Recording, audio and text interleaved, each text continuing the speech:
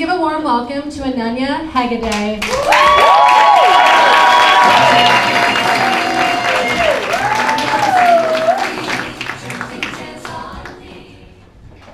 Okay, I just want to get ahead of this. I date women and men, but I actually find it a lot easier.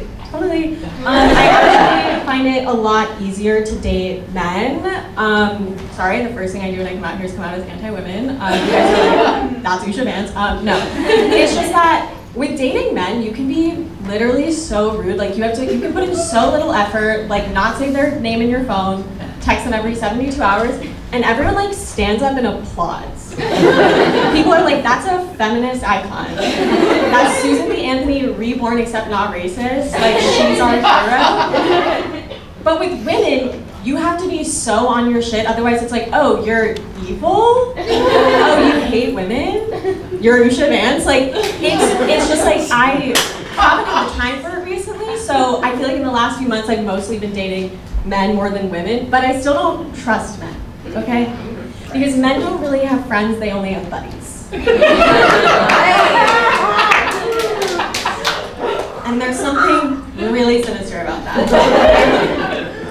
And I've been talking through why I'm so put off by men with my therapist, and sorry, I said that wrong. I've been talking through why I'm so put off by men with my roommate who was a psych major. Yeah, in college, she used to come home from class and be like, we just learned about this new disorder, I think you have it. And me, a self-diagnosed hypochondriac, was like, okay, great, how many months do I have to live? One time I thought I was having a psychotic break, and when I described my symptoms to her, she was like, I think you just have a crush. I was like, okay, explain to me how that's different. Also, how many months do I have to live? I do think I'm over-therapized a little bit by her and TikTok. As recently, any relationship ever sounds toxic to me. Like the other day, this girl was telling me about this boy who she loves, but she was saying that he just makes her feel a lot of anxiety because he puts all of his emotions on her and she feels very responsible for those emotions. So she's always just feeling very anxious and like she's not doing enough, but she already like cooks and cleans and does his laundry and everything. And she was just like, but at the end of the day, when he like gives me a hug and a kiss, it all feels worth it.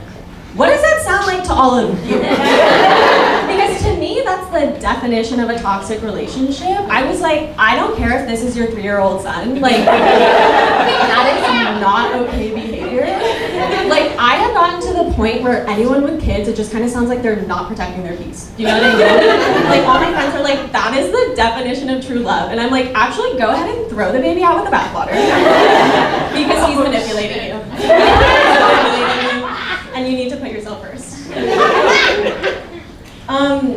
I have this new theory that I think is already something a lot of people believe, that all men are gay. Yeah, this part's actually not gonna have any jokes. I just want to run this theory past all of you.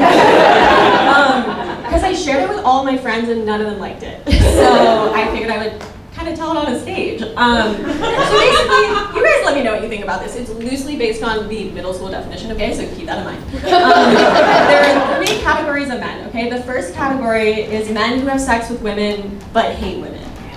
We all know this guy. It's like the guy who's like, women shouldn't be in the workplace because they don't understand our jokes and they don't get guy stuff. It's like, okay, we know you don't want us around just because you guys want to kiss each other. Like, that one's obvious. That one's obvious.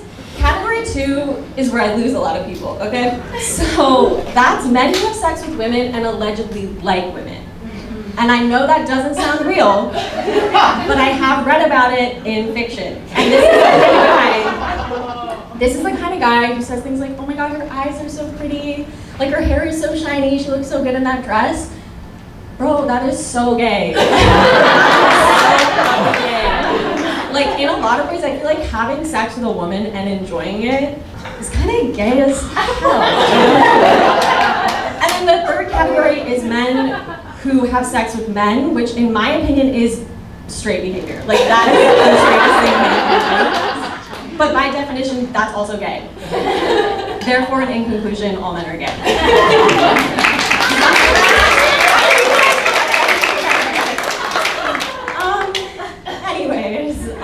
One time I was talking to this white girl, just the one time, and about her high school boyfriend. And she was like, you probably didn't date in high school, did you? Yeah, there have only been a few times in my life I felt this way, but I was like, I really hope that's a race thing. Because otherwise, that's just a personality difference. But she clarified, she assumed I wasn't allowed to date in high school, and I clarified that was not the case. And she was like, oh, okay, so you did date in high school. And I was like, well, that's actually a different question. I did not date in high school, and after, looking inward, being introspective, as I said, I'm very over-therapized. I realized the reason I didn't date in high school is because I have a peanut allergy. And I feel like guys heard that, they were like, whoa, she's like really complicated. I am a hypochondriac, I'm a self-diagnosed hypochondriac, and I think the reason for that is because there was a point where my dad also developed a peanut allergy, and I know what you guys are thinking, classic man co-opting a woman's story. But don't worry, it turned out he didn't have a peanut allergy, he actually just had cancer. What's wrong?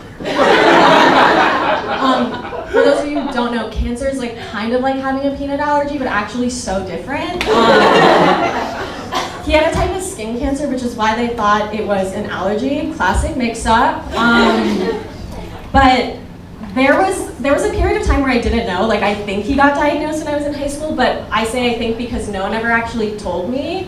My sister just like accidentally let it slip when we were on the phone once. So for a while, my parents didn't know that I knew. And so I would just be like listening at their door and trying to find their medical records and like trying to catch them in lies. Like, I felt like an ICE officer. I was like, we need to investigate these immigrants. I know they're hiding something. So yeah, I have a lot of health anxiety, but I was the writer's assistant on a medical show, which is not great if you have medical anxiety. That is not good for your anxiety. And because like the entire premise of the show was things going wrong in a hospital, okay? So in Act 1, everything's totally fine, and then in Act 2, they're like, oh my God, their BP is dropping. Wait, that was kind of good. Really good. Quick tangent.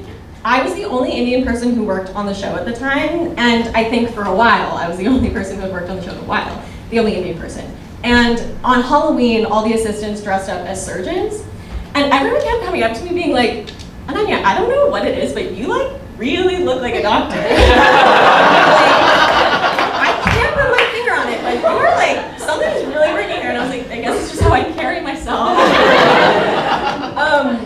But yeah, it's not great for medical anxiety because part of my job, like I loved my job, it was very cool, but part of it was researching all these insane diseases that I'd never heard of. And the like symptoms would be hallucinations, throwing up blood, and headaches. 50% of my personality is having a headache, just to start. And then the other 50% of the time it's like, okay, I don't have a headache, but what if all of this is a hallucination right now?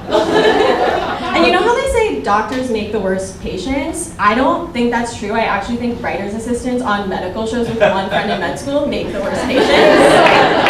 Like, I was at the doctor yesterday, and she had done some blood work, and she was like, I noticed like this slight abnormality, but it's really nothing to worry about. And I was like, oh, really? What an Act 1 thing for you to say.